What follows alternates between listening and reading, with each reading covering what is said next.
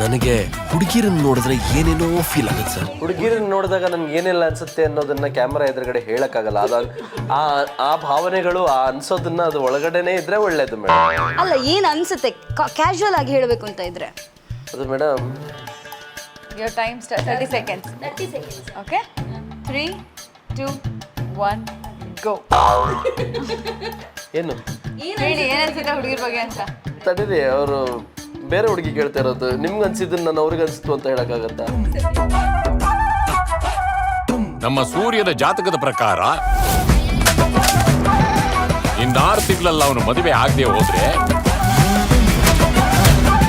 ಇನ್ನು 10 ವರ್ಷ ಕಂಕಣ ಭಾಗ್ಯ ಇಲ್ಲ.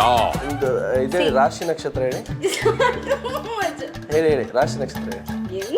See, ಅಲ್ಲ ಎಂತ ಅವ್ರ ಹತ್ರ ಕೇಳಿ ನಾನು ಹೇಳ್ತಾ ಇರೋದು ರಾಶಿ ನಕ್ಷತ್ರ ಹೇಳಿ. ಸರ್ ಆಫ್ ದ ಕ್ಯಾಮ್ರಾ ಹೇಳುವ ಸರ್ ಅದು ರಾಶಿ ನಕ್ಷತ್ರ. ಏನಾಗಿ ಒಳ್ಳೊಳ್ಳೆ ಸಂಬಂಧ ಬರುತ್ತೆ. ರಾಶಿ ನಕ್ಷತ್ರ ಹೇಳಿ. ಹುಡುಗಿ ಚಂದ ಇದ್ದಾಳೆ, ಇದು ಆತರ ನೋಡಿ ಡಿಂಪಲ್ ಅಲ್ಲಿ ಬೀಳ್ತದೆ ನಿಮ್ಗೆ. cute ಆಗಿದೆ. ಹೌದು ಇಲ್ಲ, ಯಾರು ಇಲ್ಲ.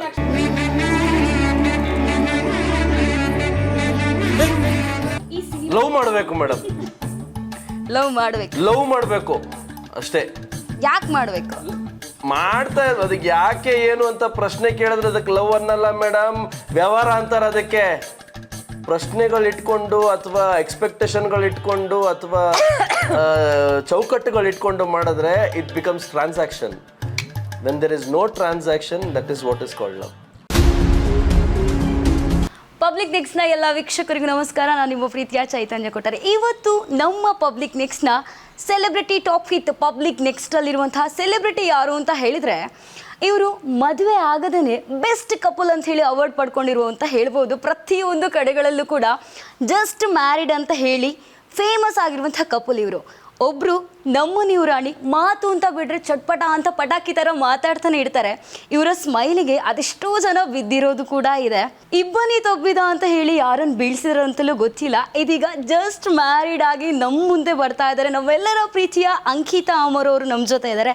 ಮ್ಯಾಮ್, ಇವತ್ತಿನ ಕಾರ್ಯಕ್ರಮಕ್ಕೆ ಸ್ವಾಗತ. Thank you so much. Thank you.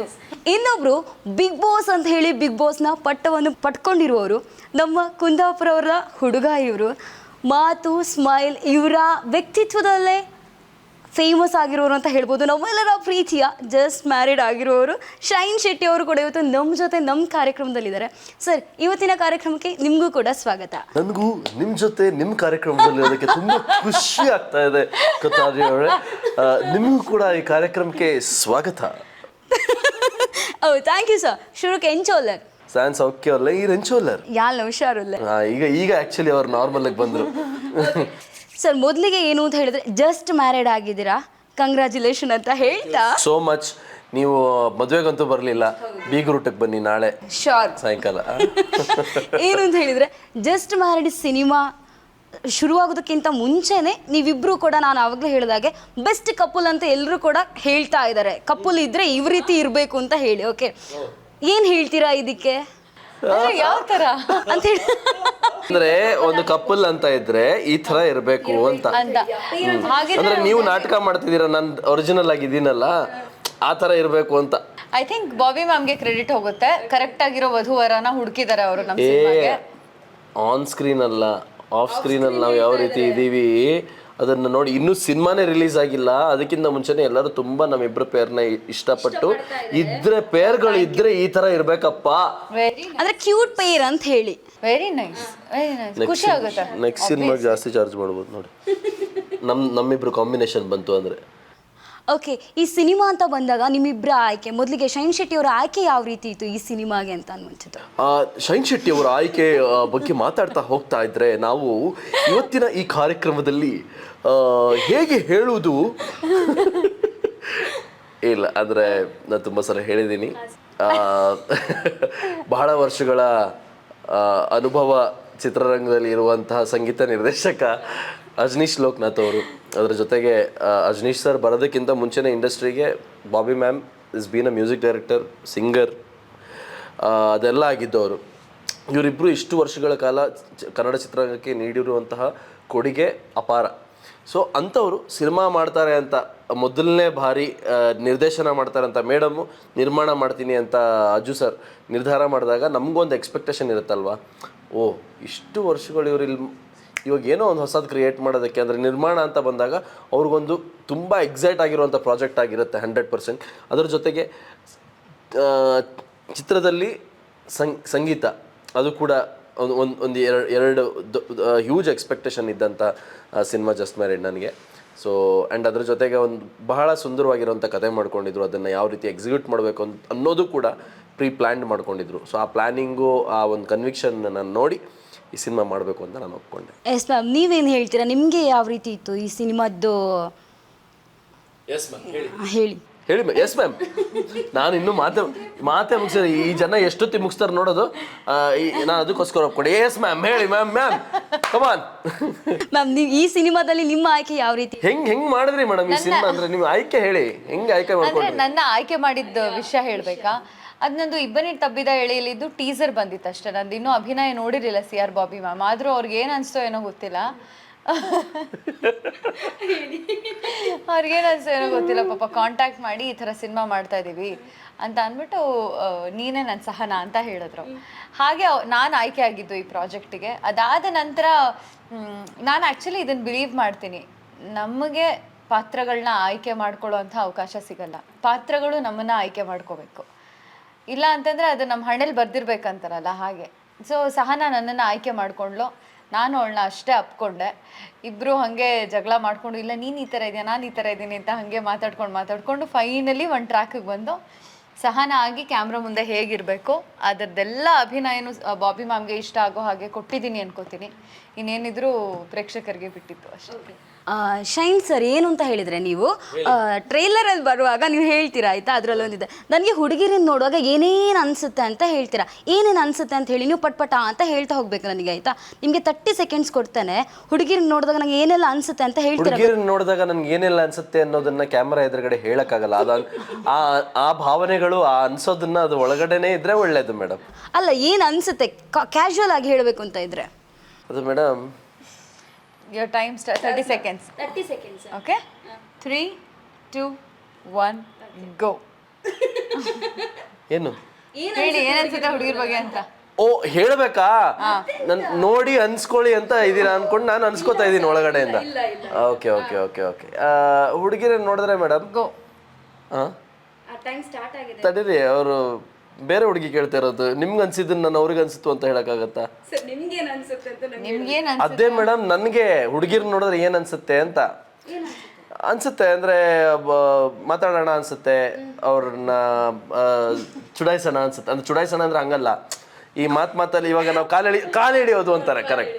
So tease ಮಾಡೋಣ ಅನ್ಸುತ್ತೆ, ಅಂದ್ರೆ ಲವ್ಲವಿಕೆಯಾಗಿ ಮಾತಾಡಿದ್ರೆ. ಅದು ಬಿಟ್ರೆ ಕೈ ಮುಗ್ದು ನಮಸ್ಕಾರ ಮಾಡೋಣ ಅನ್ಸುತ್ತೆ ಕೆಲವು ಸಲ. ಅಂದರೆ ಅವರವರ ವ್ಯಕ್ತಿತ್ವದ ಮೇಲೆ ನಮ್ಗೆ ಏನು ಅನಿಸುತ್ತೆ ಅನ್ನೋದು ಡಿಸೈಡ್ ಆಗುತ್ತೆ ಮೇಡಮ್. ಹಾಗೆ ಆಮೇಲೆ ಮತ್ತು ಇನ್ನೂ ಏನೇನೋ ಅನಿಸುತ್ತೆ, ಅದನ್ನು ನಾನು ಕ್ಯಾಮ್ರಾ ಆಫ್ ಆದಮೇಲೆ ಹೇಳ್ತೀನಿ ಬೇಕಾದ್ರೆ. ಯೂಶ್ವಲಿ ಒಂದು ಹುಡುಗನ ನೋಡಿದ್ರೆ ಹುಡುಗಿಗೇನೋ ಅನಿಸುತ್ತೆ, ಒಂದು ಹುಡುಗಿನ ನೋಡಿದ್ರೆ ಹುಡುಗಂಗೇನೋ ಅನಿಸುತ್ತೆ. ಅದು ಏನು ಅನಿಸುತ್ತೋ ನಿಮಗೆ, ನನಗೂ ಅದೇ ಅನಿಸುತ್ತೆ ಮೇಡಮ್. ಆಯ್ತು, ಈಗ ನಾನು ಕೇಳ್ತೀನಿ ನಿಮ್ಗೆ, ನಿಮ್ಗೆ ಹುಡುಗರು ನೋಡಿದ್ರೆ ಏನ್ ಅನ್ಸುತ್ತೆ? ನೀವು ಹೇಳಿದಾಗ ಏನೇನು ಅನ್ಸುತ್ತೆ ಅನ್ಸುತ್ತಾ ಮೇಡಮ್? ನಿಮಗೂ ಭಾವನೆಗಳ ಮೇಲೆ ಡಿಪೆಂಡ್ ಆಗುತ್ತೆ ಅಂತ ಅನ್ಸುತ್ತೆ ನನಗೆಲ್ಲ. ನಿಮ್ಗೆ ಅಂದ್ರೆ ಓಕೆ, ನಾನು ನಿಮ್ಗೆ ವಯಸ್ಸು ಕೇಳಬಾರ್ದು ತುಂಬಾ.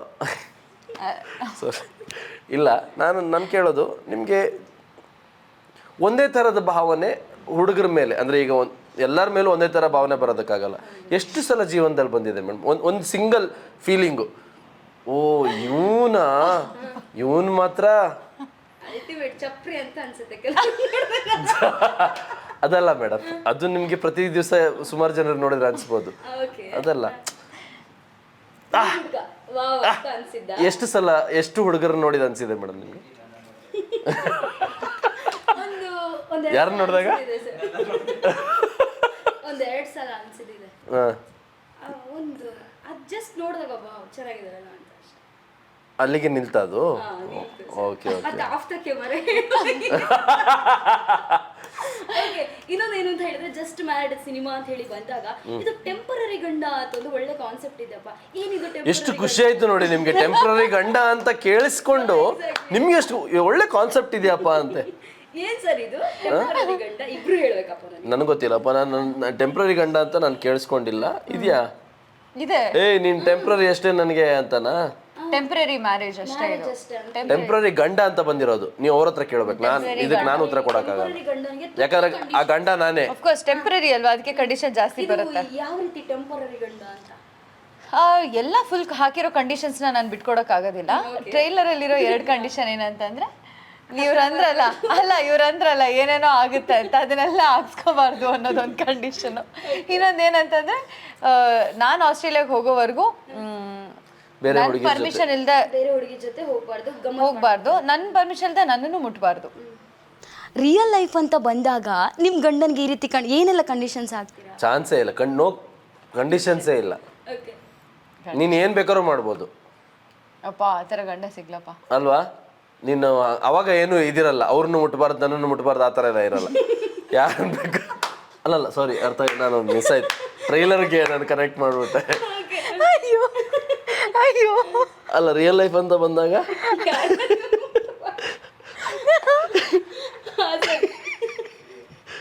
ಅಯ್ಯೋ ರಿಯಲ್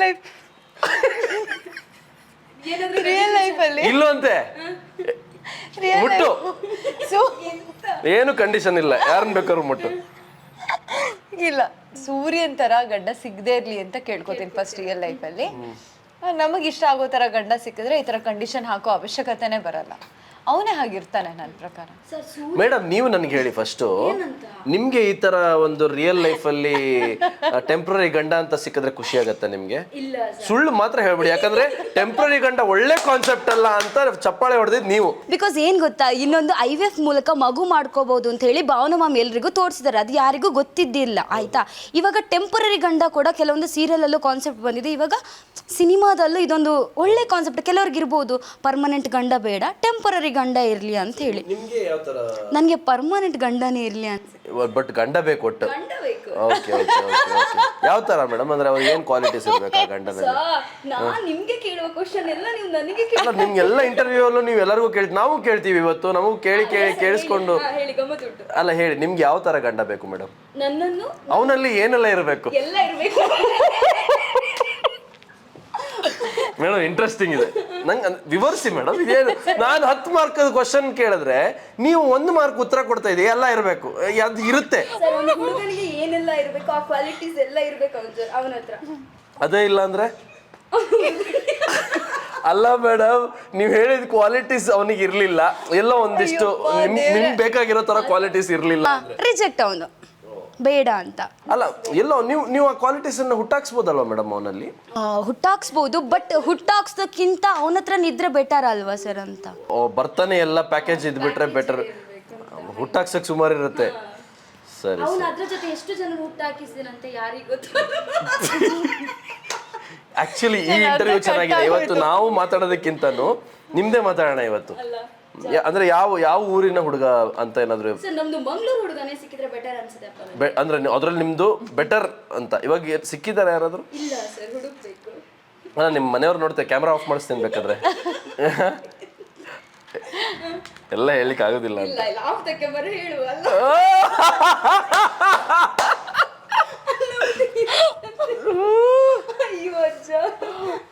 ಅವರ ಹೆಸರಿನ ಮೊದಲನೇ ಅಕ್ಷರ ಹೇಳ ನಾನು. ಅಂದ್ರೆ ಇದರ ಅಂತ ಅರ್ಥ. ಅದು ಕ್ಯೂರಿಯಾಸಿಟಿ ಇರುತ್ತಲ್ಲ, ನೋಡುವ ಯಾರು ಸರ್ ಹೇಳಿ, ಒಂದು ಜಾಲಿ ಇರ್ತದೆ. ಯಾರು ಮೊದಲಿನ ಅಕ್ಷರ ಏನ್ ಬರ್ಬೋದು? ನಿಮ್ದು ಇದೇ ರಾಶಿ ನಕ್ಷತ್ರ ಹೇಳಿ. ಹೇಳಿ ರಾಶಿ ನಕ್ಷತ್ರ ಹೇಳಿ. ಅಲ್ಲ, ಎಂತ ಅವ್ರ ಹತ್ರ ಕೇಳಿ ನಾನು ಹೇಳ್ತಾ ಇರೋದು ರಾಶಿ ನಕ್ಷತ್ರ ಹೇಳಿ. ಸರ್ ಆಫ್ ದ ಕ್ಯಾಮ್ರಾ ಹೇಳುವ ಸರ್, ಅದು ರಾಶಿ ನಕ್ಷತ್ರ. ಏನಾಗಿ ಒಳ್ಳೊಳ್ಳೆ ಸಂಬಂಧ ಬರುತ್ತೆ, ರಾಶಿ ನಕ್ಷತ್ರ ಹೇಳಿ. ಹುಡುಗಿ ಚಂದ ಇದ್ದಾಳೆ, ಇದು ಆತರ ನೋಡಿ, ಡಿಂಪಲ್ ಅಲ್ಲಿ ಬೀಳ್ತದೆ ನಿಮ್ಗೆ, ಕ್ಯೂಟ್ ಆಗಿದೆ. ಹೌದು ಹೌದು ಹೌದು. ಇಲ್ಲ, ಯಾರು ಇಲ್ಲ, ನಕ್ಷತ್ರ ಎಲ್ಲ ಬೇಡ. ಬೇಡ. Date of birth 35/2001. 30 May 30th ನೀವು? ನಾ May 29. ಇನ್ನಿಬ್ರು ಇಂಟರ್ವ್ಯೂ ಮಾಡ್ಕೊಳ್ಳಿ. ಅಲ್ಲ, ನಮ್ಗೆ ಹೇಳಿ ಮತ್ತೆ ಇನ್ನೇನೆಲ್ಲ ಕ್ವಾಲಿಟಿ ಇರ್ಬೇಕು ಮೇಡಮ್ ಅವನಿಗೆ? ಸರ್ ಕ್ವಾಲಿಟಿ ನನ್ನ ಚೆನ್ನಾಗಿ ನೋಡ್ಕೋಬೇಕಪ್ಪ. ಆಮೇಲೆ ನಿಮ್ಗೆ ನೀವು ಮದುವೆ ಆಗೋ ಹುಡುಗನಿಗೆ ಸ್ಯಾಲ್ರಿ ಎಷ್ಟಿರ್ಬೇಕು ಮೇಡಮ್? ನನ್ಕಿಂತ ಜಾಸ್ತಿ ಇರಬೇಕು. ಓಹೋ, ಅಂದ್ರೆ ಇಲ್ದಿದ್ರೆ ಯೋಗ್ಯತೆನೇ ಇಲ್ಲ ಅವನಿಗೆ ನಿಮ್ಮನ್ನ ಮದುವೆ ಆಗ್ಲಿಕ್ಕೆ ಅಂತ ಆಯ್ತು. ಅದು ಯಾವ ತರ ಅದು? ಸರ್ ನಂದು ಪಾಲಿಸಿ ಏನ್ ಗೊತ್ತಾ, ಪರವಾಗಿಲ್ಲ ಅವನ ಹತ್ರ ಇಲ್ಲದಿದ್ರು ಇಬ್ರು ಒಟ್ಟಿಗೆ ಸೇರ್ಕೊಂಡು ದುಡಿವ ಅಂತ ಹೇಳಿ ನಂದು ಕಾನ್ಸೆಪ್ಟ್ ಅದೊಂದಿದೆಪ್ಪ. ಓಕೆ, ನಾನೊಂದು 25,000 ದುಡಿತೇನೆ, ಓಕೆನಾ? ಹಾ ಸರ್, ಓಕೆ.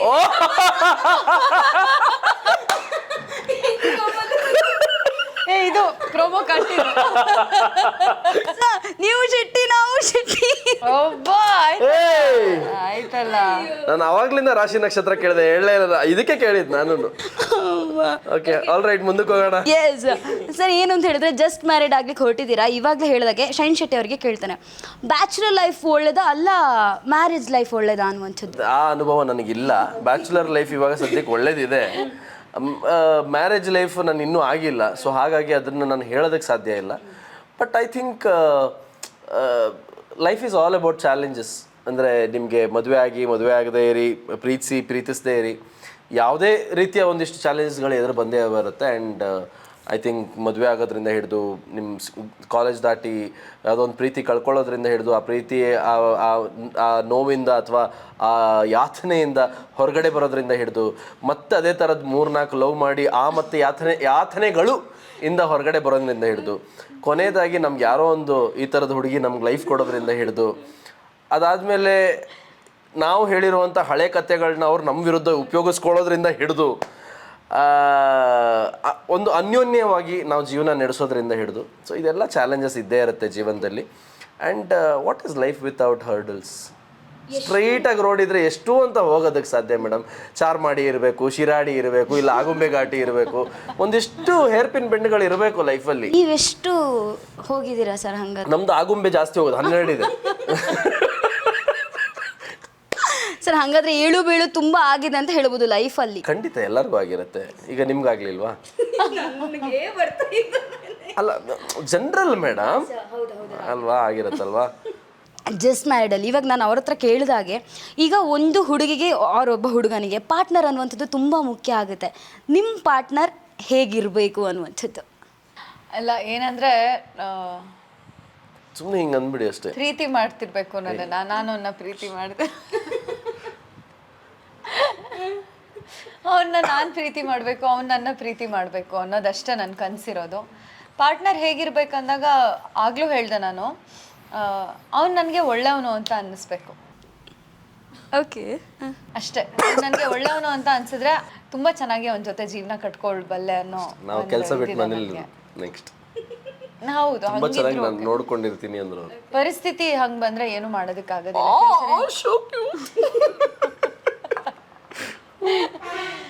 ಅದೇ ಅಂಥ ಸಂದರ್ಭದಲ್ಲೂ ಅವ್ನು ಇನ್ನೂ ನನ್ನ ಪ್ರೀತಿಸ್ತಿರ್ಬೇಕು ಅಥವಾ ನಾನು ಅವನ್ನ ಇನ್ನೂ ಪ್ರೀತಿಸ್ತಿರ್ಬೇಕು. ಆ ಒಂದು ವಿಚಾರ ಏನಿದೆ ನನಗೆ ಯಾವಾಗಲೂ ಒಂಥರ I dream for it. But ಹಾಗೆ ಅದು ಒಂಥರ ನೈಟ್ ಮೇರ್ ಕೂಡ ಹೌದು, ಕಾಡುತ್ತೆ ನಿಜವಾಗ್ಲೂ ಹಿಂಗಾಗುತ್ತಾ ಅನ್ನೋದು. ನನಗೆ ಇವತ್ತು ಒಂದು ಹಾಡಿಗೆ ಅರ್ಥ ಸಿಕ್ತು. ಪ್ರೀತಿ ಏಕೆ ಭೂಮಿ ಮೇಲಿದೆ, ಬೇರೆ ಎಲ್ಲೂ ಜಾಗವಿಲ್ಲದೆ. ಅಷ್ಟೇ, ಮುಂದುವರಿಸಿ. ಸರ್. ಇನ್ನೊಂದು ನೀವು ಈ ಹಾಡು ಹೇಳಿದಕ್ಕೆ ನಾನು ಇನ್ನೊಂದು ಕೇಳ್ತೇನೆ ಅಂತ ಹೇಳಿದ್ರೆ, ಲವ್ ಇಸ್ ಬ್ಲೈಂಡ್ ಅಂತ ಹೇಳ್ತಾರೆ. ಇದಕ್ಕೆ ನೀವು ವ್ಯಾಖ್ಯಾನ ಕೊಡೋದು ಅಂತ ಹೇಳಿದ್ರೆ ಏನು ಹೇಳ್ತೀರಾ? Interesting question. ಲವ್ ಇಸ್ ಬ್ಲೈಂಡಾ? ಓಕೆ, ನಾನು ಇದು ಅನ್ಕೊಂಡ್ಬಿಟ್ಟೆ, love at first sight. Love is blind ಆಗ್ತದೆ ಅದೆಲ್ಲರಿಗೂ, ಯೂಶಲಿ ಕ್ರಶ್ ಅಂತ ಹೇಳ್ಬೋದು ಅದನ್ನು ನಾವು, ಅಲ್ವಾ? ಈಗ ಲವ್ ಇಸ್ ಬ್ಲೈಂಡ್ ಅಂತ ಹೇಳ್ತಾರೆ. ಈ ಬ್ಲೈಂಡ್ ಎಲ್ಲ ವರ್ಕ್ ಆಗುತ್ತಾ ಅಲ್ಲ ಬೀಳುತ್ತಾ, ಯಾವ ರೀತಿ ಇದು ಅಂತ ಹೇಳಿ? ಐ ಥಿಂಕ್ ಇಲ್ಲಿ ಬ್ಲೈಂಡ್ ಅನ್ನೋ ಪದನ ನಾವು ತುಂಬ ಪಾಸಿಟಿವ್ ಆಗಿ ನೋಡಬೇಕು. ಈಗ ನಾನೇ ಈಗ ಹೇಳ್ತೀನಿ, ಈಗ ನಮ್ಮ ಜೊತೆ ತಂದೆ ತಾಯಿ ತಂಗಿ ನಮ್ಮ ಫ್ಯಾಮಿಲಿ ಮೆಂಬರ್ಸ್ ಇರ್ತಾರೆ. ಅವ್ರ ಜೊತೆ ನಾವು ತುಂಬ ವರ್ಷಗಳಿಂದ ಇರೋದ್ರಿಂದ ಅವರಲ್ಲಿ ಪಾಸಿಟಿವ್ ಏನು ನೆಗೆಟಿವ್ ಏನು ನಮಗೇನು ಕಾಣಿಸೋದಿಲ್ಲ. ಯಾತಕ್ಕೆ? ನಾವು ಅವ್ರನ್ನ ಪ್ರೀತಿಸ್ತೀವಿ ಅಷ್ಟೇ. ಈಗ ನಿಮ್ಗೆ ಯಾರೋ ಒಬ್ರು ಸಿಬ್ಲಿಂಗ್ಸ್ ಇರ್ತಾರೆ, ನಿಮ್ಗಿದಾರ ಯಾರಾದರೂ? ಯಾರಿದ್ದಾರೆ? ನಿಮಗೆ ಒಬ್ಬ ತಮ್ಮ ಇದ್ದಾನೆ. ಈಗ ನೀವು ಯಾವುದೋ ಒಂದು ಕ್ಲಾಸ್ ರೂಮಲ್ಲಿ ಹೋಗಿ ಕೂತ್ಕೋತೀರಾ ಅಂದ್ಕೊಳ್ಳಿ, ನಿಮ್ಮ ತಮ್ಮ ಥರನೇ ವ್ಯಕ್ತಿತ್ವ ಇರೋನು ಬಂದು ನಿಮ್ಮ ಪಕ್ಕ ಕೂತ್ಕೋತಾನೆ. ನೀವು ಅವನಿಗೆ ಫ್ರೆಂಡ್ ಆಗ್ತಿರೋ ಇಲ್ವೋ? ಆದರೆ ನಿಮಗೆ ಅವನ ಗುಣಗಳ ಎಷ್ಟೊಂದು ಇಷ್ಟ ಆಗದೆ ಹೋಗುತ್ತೆ ಅಲ್ವಾ? ಅದೇ ವಿಷಯಗಳು ನಿಮ್ಮ ತಮ್ಮನಲ್ಲಿ ಬಂದಾಗ ನಿಮ್ಮ ಕಣ್ಣು ಕಾಣಿಸೋದೇ ಇಲ್ಲ. ಪರವಾಗಿಲ್ಲ, ಈಗ ರಾತ್ರಿ ಮಲ್ಕೊಳ್ಳುವಾಗಲೂ ಅಷ್ಟೇ, ಒಬ್ರಿಗೆ ಫ್ಯಾನ್ ಬೇಕು ಒಬ್ರಿಗೆ ಫ್ಯಾನ್ ಬೇಡ ಅನ್ನೋ ಚಿಕ್ಕ ವಿಷಯ ನಾನು ಹೇಳ್ತೀನಿ. ಈಗ ಅವನಿಗೆ ಫ್ಯಾನ್ ಹಾಕ್ಬೇಕಂತೆ ನನಗೆ ಫ್ಯಾನ್ ಹಾಕ್ಬಾರ್ದಂತೆ, ಇದು ಸಿಬ್ಲಿಂಗ್ಸಲ್ಲೂ ನಡೆಯುತ್ತೆ. ನಮ್ಮ ಅಕ್ಕ ತಂಗಿ ಅಣ್ಣ ತಮ್ಮಂದ್ರ ಜೊತೆ ನಡೀತೆ, ಇಲ್ಲ ಕಣೋ ಅದು ಕರ್ಟನ್ ಹಾಕೋ, ನನಗೆ ಕರ್ಟನ್ ಬೇಕೋ, ಈ ಅಡ್ಜಸ್ಟ್ಮೆಂಟು ಕಾಂಪ್ರಮೈಸ್ ಆಗ್ತಾನೆ ಇರ್ತೀವಿ ಹೊರತು ಅವ್ರ ಮೇಲಿನ ಪ್ರೀತಿ ನಮಗೆ ಕಮ್ಮಿ ಆಗೋದಿಲ್ಲ. ಈ ಪ್ರೀತಿ ಇರುವಾಗ ಇದೆಲ್ಲ ನಮಗೆ ಕುರುಡಾಗಿ ಕಾಣಿಸ್ಬಿಡುತ್ತೆ. ಹಾಗಾಗಿ ನಾವು ಮನ್ಸಾರೆ ಯಾರನ್ನಾದ್ರೂ ಪ್ರೀತಿಸಿದ್ರೆ ಅಥವಾ ನಾವು ಅವ್ರ ಜೊತೆ ಇರಬೇಕು ಅಂತ ಆಸೆ ಪಟ್ಟರೆ ಅವ್ರು ಏನೇ ಮಾಡಿದ್ರು ಚಂದ ಅಂತ ಅನಿಸುತ್ತೆ. ಅಥವಾ ಅವರು ನಮಗೆ ಹಾರ್ಮ್ ಮಾಡಿದ್ರು ಸಹ ನಮಗೆ ಅದು ಕಣ್ಣಿಗೆ ಕಾಣಿಸೋದಿಲ್ಲ. I believe love is blind. Okay, ಪ್ರೀತಿಗೆ ಏನಾದರೂ ಫಾರ್ಮುಲಾ ಹೇಳಬೇಕು ಅಂತ ಇದ್ರೆ ಏನು ಹೇಳ್ತೀರಾ ನೀವು? ಪ್ರೀತಿಗೆ ಫಾರ್ಮುಲಾನ? ನಿಮ್ಮ ಪ್ರಕಾರ ಹೇಳೋದಾದ್ರೆ? ಅಲ್ಲ, ಏನು ಗೊತ್ತಾ, ಪ್ರೀತಿನೇ ಫಾರ್ಮುಲಾ ಅಷ್ಟೇ. Love is equal to love, ಬೇರೆ ಇನ್ನೇನೂ ಇಲ್ಲ. ನಿಂಗೆ ಪ್ರೀತಿ ಇದ್ದಾಗ ನೀನಾಗೆ ಅರ್ಥ ಮಾಡ್ಕೋಬೇಕು ಅನ್ನೋ ಆಸೆ ಬರುತ್ತೆ. ಆ್ಯಂಡ್ ನಿಂಗೆ ಅಡ್ಜಸ್ಟ್ ಆಗ್ತಿದೆಯಾ, ಕಾಂಪ್ರಮೈಸ್ ಆಗ್ತಿದೆಯಾ ಅಂತ ಅನ್ಸೋದಕ್ಕೆ ಹೋಗೋದಿಲ್ಲ. ನೀನು ಪ್ರೀತಿಸ್ಬೇಕು ಅಷ್ಟೇ. ಹಾಗೆ ಯಾರನ್ನಾದರೂ ಪ್ರೀತಿಸಿದ್ದೀರಾ ಮ್ಯಾಮ್? ಐ ವಿಶ್ ಬಟ್ ಮನ್ಸಾರೆ ನನ್ನ ಫ್ಯಾಮಿಲಿ ಮೆಂಬರ್ಸನ್ನ, ನನ್ನ ತಂದೆ ತಾಯಿ, ನನ್ನ ಅಲ್ಲ, ಅವ್ರ ಪ್ರಶ್ನೆ ಅವ್ರು ನೀವೇನೇ ಕೇಳಿ ಪ್ರೀತಿ ಬಗ್ಗೆ, ಅವರು ಮತ್ತೆ ಅದು ಫ್ಯಾಮಿಲಿ, ಅಣ್ಣ ತಮ್ಮ ತಂಗಿ ಅಂತ ಹೇಳಿ, ಅಲ್ಲ ಅದು ಹೌದು, ಬಟ್ ಅವ್ರದ್ದು ಉದ್ದೇಶನೇ ಅದಲ್ಲ. ಅವ್ರದ್ದು ನಿಮ್ಮ ಬಾಯಿಂದ ಬೇರೆ ಏನೋ ತೆಗಿಸ್ಬೇಕು ಅಂತ ಪ್ರಯತ್ನ ಪಡ್ತಿದ್ದಾರೆ. ಆ ಥರ ಅವ್ರು ನಿಮ್ಮನ್ನ ಪಬ್ಗೆ ಕರ್ಕೊಂಡೋಗಿ ಪ್ರಯತ್ನ ಪಡ್ತಾ ಇದ್ದಾರೆ, ನೀವು ಅವ್ರನ್ನ ಪ್ರತಿ ಸಲ ದೇವಸ್ಥಾನಕ್ಕೆ ಕರ್ಕೊಂಡು ಹೋಗ್ತಾ ಇದ್ದೀರಾ. Okay, no problem. ಪಬ್ಬಿಗೆ ಹೋಗುವಂತ ಪ್ರಯತ್ನ ಇಲ್ಲ, ದೇವಸ್ಥಾನದಲ್ಲೇ ಪ್ರೀತಿ ನೋಡಿ. ಅಂದ್ರೆ ದೂರದಿಂದ ಅವ್ರು ಏನ್ ಅನ್ಕೊಂಡಿದ್ದಾರೆ, ಹೊಗೆ ಬರ್ತಾ ಇದೆಯಲ್ಲ, ಇಲ್ಲೇನೋ ದಮ್ ಹೊಡಿತಾ ಇದಾರೆ ಯಾರಂತ, ಆಮೇಲೆ ನೋಡಿದ್ರೆ ಹತ್ರ ಬಂದು ನೋಡಿದ್ರೆ ಅಗರಬತ್ತಿ. ಆಯ್ತು ಮೇಡಮ್, ಅಷ್ಟೇ. ಸರ್ ನೀವೇನು ಹೇಳ್ತೀರಾ ಸರ್? ಒಳ್ಳೆ ಲವ್ ಅಂದ್ರೆ ಒಳ್ಳೇದು ಮೇಡಮ್, ಒಳ್ಳೇದಂದ್ರೆ ಲವ್ ಮಾತ್ರ ಲವ್. ಓಕೆ, ಈ ಲವ್ ಮಾಡಬೇಕು ಮೇಡಮ್, ಲವ್ ಮಾಡಬೇಕು ಅಷ್ಟೇ. ಯಾಕೆ ಮಾಡಬೇಕು? ಮಾಡ್ತಾ ಇರೋದು ಅದಕ್ಕೆ ಯಾಕೆ ಏನು ಅಂತ ಪ್ರಶ್ನೆ ಕೇಳಿದ್ರೆ ಅದಕ್ಕೆ ಲವ್ ಅನ್ನಲ್ಲ ಮೇಡಮ್, ವ್ಯವಹಾರ ಅಂತಾರೆ ಅದಕ್ಕೆ. ಪ್ರಶ್ನೆಗಳು ಇಟ್ಕೊಂಡು ಅಥವಾ ಎಕ್ಸ್ಪೆಕ್ಟೇಷನ್ಗಳು ಇಟ್ಕೊಂಡು ಅಥವಾ ಚೌಕಟ್ಟುಗಳು ಇಟ್ಕೊಂಡು ಮಾಡಿದ್ರೆ it becomes transaction. When there is no transaction, that is what is called love. Okay sir, ಇನ್ನೊಂದು ನಾವು ಇಬ್ಬರಿಗೂ ಕೇಳ್ತಾ ಇದ್ದೇನೆ ಏನು ಅಂತ ಹೇಳಿದ್ರೆ, ಲವ್ ಮಾಡಿ ಮದುವೆ ಆದರೂ ಅದೆಷ್ಟೋ ಜನ ಇವಾಗ ಡಿವೋರ್ಸ್ ಅಂತ ಹೇಳಿ ಹೋಗ್ತಾ ಇದ್ದಾರೆ. ಸೊ ಇವ್ರಿಗೆ ಏನಾದರೂ ಹೇಳಬೇಕು ಅಂತ ಇದ್ರೆ ನೀವು ಏನು ಹೇಳಿ? ಅವರೆಲ್ಲ ಎಲ್ಲಿಗೆ ಹೋಗ್ತಾ ಇದ್ದಾರೆ? ಎಲ್ಲರಲ್ಲೂ ಕಾಡುವಂತ ಕಡೆಯ ಪ್ರಶ್ನೆ, ಅವರೆಲ್ಲ ಎಲ್ಲಿಗೆ ಹೋಗ್ತಾ ಇದ್ದಾರೆ ಮೇಡಮ್? ಎಲ್ಲಿ ಗೊತ್ತಿಲ್ಲ ಸರ್, ನೀವು ಹೇಳ್ಬೇಕು. ಅಂಥವ್ರಿಗೆ ಏನು ಹೇಳ್ತೀರಾ ಅಂತ? ಹೋಗಿ ಅಲ್ವಾ? ಸೊ ಅಂದರೆ ವೆನೆವರ್ ಯಾವಾಗ ಅವ್ರಿಗೆ ಪ್ರೀತಿ ಆಯಿತು ಅಥವಾ ಎಲ್ಲ ಚೆನ್ನಾಗಿತ್ತು ಅಂತ ಅನ್ನಿಸ್ತು, they live the moment. After a point ಅವ್ರಿಗೆ ವರ್ಕ್ ಆಗ್ತಾ ಇಲ್ಲ ಅಂತ ಅನ್ನಿಸ್ತಾ ಇದೆ, and maybe their decisions were wrong back then, ಅಥವಾ ಜೊತೆಗಿದ್ದು ಸಂಸಾರ ಮಾಡೋದು ಅಂತ ಬಂದಾಗ ಅದು ವರ್ಕ್ ಆಗದೆ ಇರ್ಬೋದು. ಈಗ ಆಗೋಗಿದೆ, ಲವ್ ಮಾಡಾಗಿದೆ, ಮದುವೆಗಾಗಿದೆ, and now they are feeling that it's not working. ಒಬ್ರನ್ನೊಬ್ರು ಹಿಂಸೆ ಪಡಿಸ್ಕೊಂಡು ಜೊತೆಗಿರೋದಕ್ಕಿಂತ, and then if they are separating, it's well and good. ಇಬ್ರಿಗೂ ನೆಮ್ಮದಿ ಇದ್ರೆ ನೆಮ್ಮದಿಯಾಗಿರಬೇಕು ಅಂತ.